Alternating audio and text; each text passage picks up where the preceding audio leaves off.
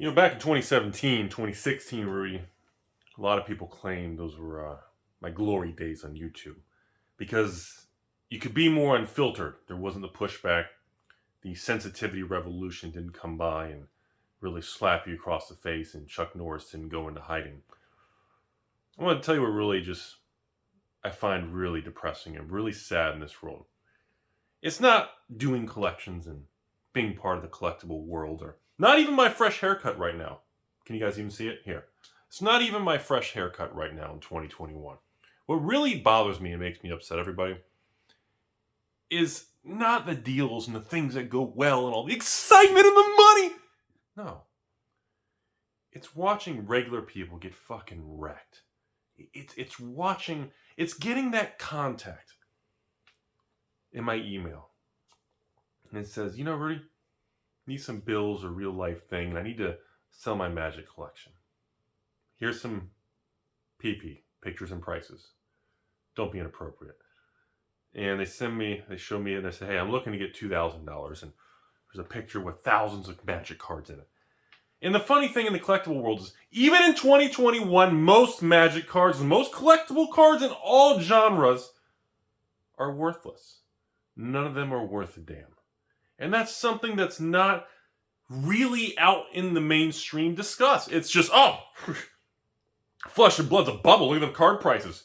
MetaZoo? Look at the prices. Brand new. It's a scam. Again, most cards in all card games are essentially almost worthless or valued at less than $1.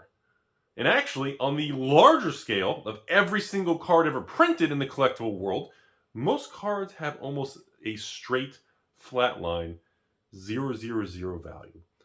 And what's really depressing and grinds my gears is that getting that message, and I see this maybe someone in their 20s, Rudy, hey, TCG player deck box special website collection tracker, which is always just completely useless, shows my collection is worth $2,500. I'm looking to get $2,000, Rudy. And unfortunately, it's a mountain of thousands and thousands of new Magic cards from the last couple of years that have no fucking value. That will never have any fucking value. And this individual is just railed. Their money is gone. They're like, Rudy, I spent $3-4 grand. The collection's worth $2,500 because, you know, some of my cards rotated out of standard. And let me give you the cold, hard truth of the world. We live in a time where the people with the people with the pitchforks on the Facebooks and social medias. I'm sorry, the metaverse. Stupid as shit. We live in a time where the outspoken people are the ones that dictate the invisible hand of a large corporation in the United States.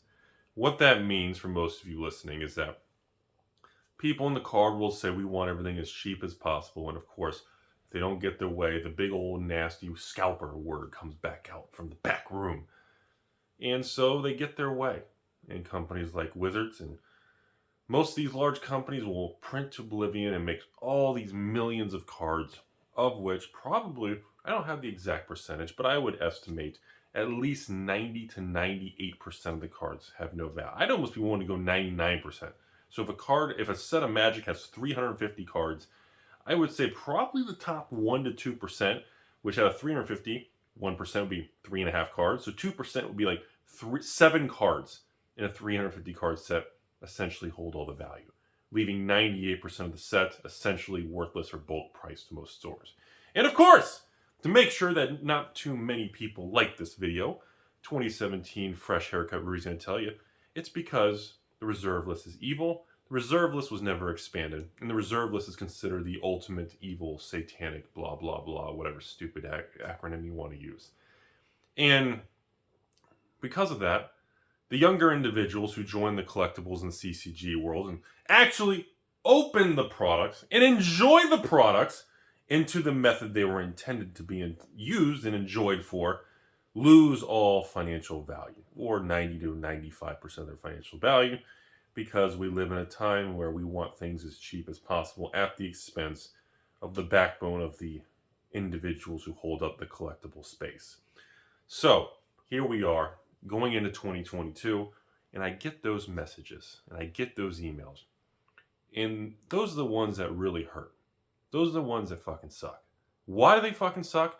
Because I already know when I see the message that they think they've spent $3 to $4 grand for a $2,500 collection. And in my head, I wouldn't even give them $200 for it. And I tell them, you shouldn't sell it to me. I wouldn't even pay you $200. Honestly, keep the cards. Go locally. Donate them to young kids or charities so they can have a good time. Or simply put, enjoy them and just keep them and play with your friends and family. And sometimes they just say thanks for being honest. Other times they get really angry and, Rudy, I knew you were a scam, and I would have gone down to 1,900, and then they curse me out and same old thing, and then of course we track the information to make sure that they don't come back in the future, so we flag them and we stay away. We kind of keep our distance, and but that's how it is. The nasty reality is that it's really shitty, and I've had similar videos on this in the past. Fucking sucks that most of these younger people who, if they actually open their product and enjoy the game, like it's some terrible, bad choice, to enjoy the product and play decks and build things, and it's like you're penalized. Because Wizards make sure that every new single card printed will be fucking drained with financial value. I said 3-4 years ago on this channel, actually 5 years ago now, some form of protection and expansion should be implemented to protect and generate some sort of financial value for younger, newer people joining the collectible card world, because they work very hard for their money. They have a limited resource of money, usually very little financial capital. And if anything, they should have the ability to taste what it's like to have something appreciate and maintain some sort of financial value, because of the amount of time they had to serve at a job they probably hated to get the little money, to trade for the cards, to enjoy.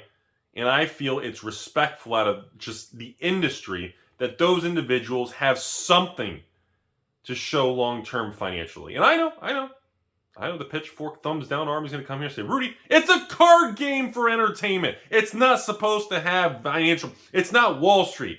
Wake the fuck up. It's 2022 almost. Really? Have you seen the size of Hasbro? Do you see what's going on? Full disclosure, I own over 1,000 shares of Hasbro stock. And I buy into it every time there's a dip. Been doing it for a while. Okay? Why? Because I know the future of this. Magic's booming. They're doing an amazing job. But it doesn't mean things shouldn't be tweaked, or certain segments of the customer base shouldn't be more rewarded. Does anybody care about LGSs in the Wizards Play Network world? But what I'm getting at is, and I've talked about this a couple years ago in another video, the younger people, I always felt it's important when a new player base joins the market that they get a taste and an understanding of what it's like to experience all kind of directions in a collectible card world. No, they're not game pieces. No, it's not. Oh, they're just cheap. No! Like really? Go outside. Dig the hole. Be a carrot. Wait for the lawnmower to chop your damn head off. What do you think's gonna happen? It's capitalism in the United States. Whether you agree with it or not, I'm telling you what's going on. You can hate me for it. You can go inside, dig a hole, and hide. But this is the these are the gears of 2021, 2022. Record numbers. Wizards, Ivory Tower, 10 more floors, secret lairs all over your ex's face. That's what's going on. And I still, when I see those messages once, probably every other day at this point, Rudy, like your channel.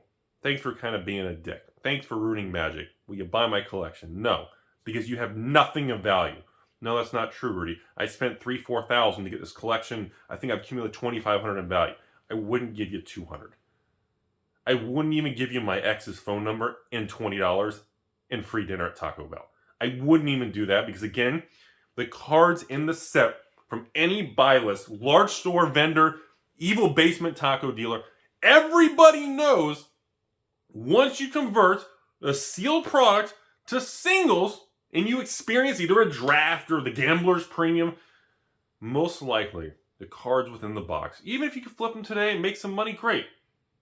But the most likely scenario is everybody knows, the cat's out of the bag, that these cards in every new standard set, every whatever set, is going to eventually get a secret lair, another reprint, Jumpstart number 3, Modern Horizons 3, Commander Legends 17.5. Some cards get reprinted 3, 4, 5, 6 times. Other cards never get reprinted for some reason. Maybe it's an invisible reserve list.